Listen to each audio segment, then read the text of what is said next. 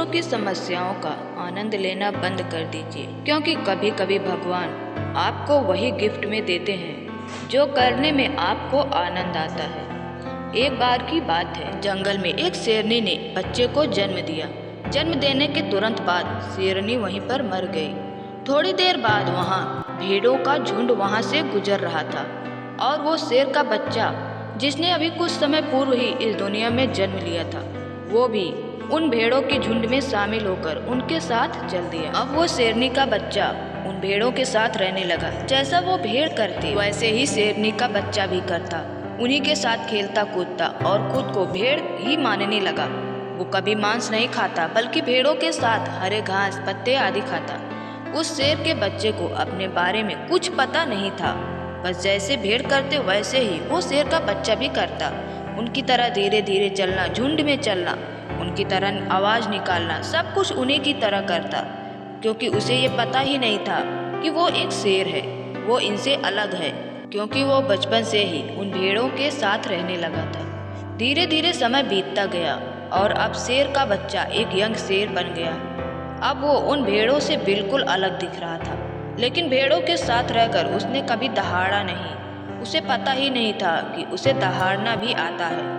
एक दिन जब वो शेर का बच्चा, जो कि अब एक शेर बन चुका था, और भेड़ों का झुंड जा रहे थे, तो उन भेड़ों पर एक बूढ़े शेर ने हमला कर दिया।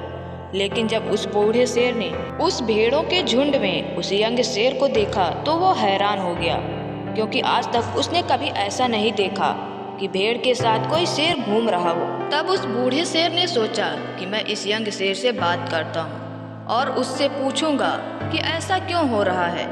और ये सोचकर वो बूढ़ा शेर एक बार फिर से उन भेड़ों की झुंड पर आक्रमण करता है, क्योंकि जब बूढ़े शेर ने पहली बार आक्रमण किया था तब उसने यंग शेर को भेड़ों की झुंड में देखकर शिकार नहीं किया था, और अब भी वो शिकार के लिए नहीं, बल्कि वो उस यंग शेर को पकड़ने के लिए आक्रमण करने वाला था। और अब दूसरी बार वो उस यंग लायन को पकड़ने के लिए आक्रमण करता है। बूढ़े शेर को आक्रमण करते देख भेड़ों का झुंड भागने लगा, और उन भेड़ों को भागता देख वो यंग लायन भी उनके साथ भागने लगा।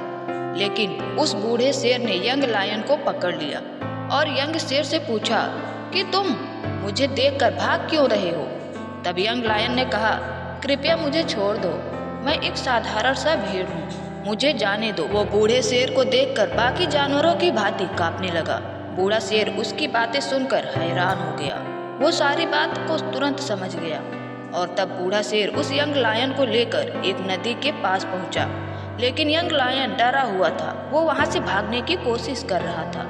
लेकिन बूढ़ा शेर उसे किसी तरह नदी के पास लेकर जाता है और यंग लायन से कहता है कि अब तुम इस पानी में देखो, तुम अपने आप को पानी में देखो और मुझे देखो। और जब यंग लायन ने अपने चेहरे को पानी में देखा और फिर उस बूढ़े लायन के चेहरे को देखा तो वो हैरान हो गया। उसने मन में सोचा कि मैं तो इस शेर की तरह ही दिख रहा हूँ, मैं तो उन भेड़ों से बिल्कुल अलग हूँ। थोड़ी देर सोचने के बाद वो समझ गया कि वो एक भेड़ नहीं बल्कि शेर है, और वो यंग लायन दहाड़ना शुरू किया। उसकी दहाड़ से पूरा जंगल गूंज गया। अब वो खुद को पहचान गया है, अपनी शक्ति को पहचान गया, अपनी शक्ति को पहचान गया था, और उसने खुद में एक एनर्जी महसूस की जो आज तक उसने कभी नहीं महसूस की थी। और अब वो समझ चुका था कि भेड़ों के साथ रहना, उनके जैसा व्यवहार करना उसकी मेंटालिटी थी, जबकि रियलिटी तो कुछ और ही था। तो इस कहानी से हमें यही सीख मिलती है कि हमें अपने अंदर से अपने वीकनेस को निकाल देना चाहिए।